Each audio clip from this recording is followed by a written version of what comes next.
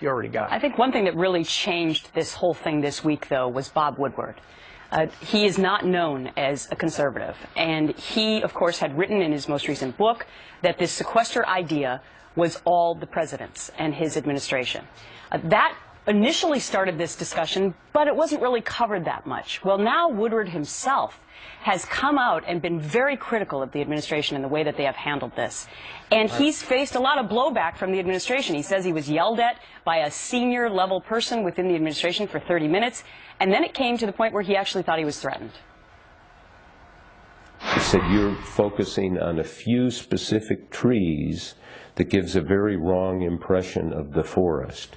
But perhaps we will just not see eye to eye here. He says, I think you will regret staking out that claim. So that was the Gene Sperling we now know that told him and offered the threat. And just to forensically to put this together, Bob Woodward, when he saw that the sequester was being blamed on Congress, he went back and checked his notes, and I imagine a recording for his book, and he said, wait a second, it was the president that did that, and it was the president's idea, Jack Lew's idea. The White House came up with this idea. And number two, the White House also said this is all about spending cuts. It was not about revenues. So they moved the goalpost. So Friday, he's going to write this column. And he called the White House and said, listen, I'm writing this column. And he got screamed at for 30 minutes. Yep. At which time he wrote the column, and it comes out, and then he finds out later that he has somewhat been threatened. But then, are they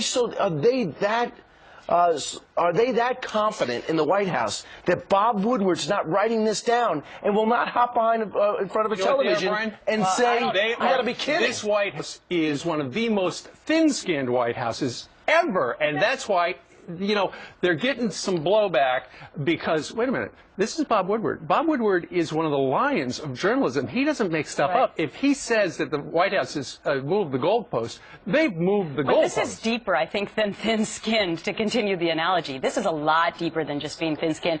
This is now Bob Woodward on a rampage. I mean, he's continued on saying, Ronald Reagan wouldn't have done these kind of threats and creating Armageddon like President Obama has this particular week. He said George Bush would not have done that.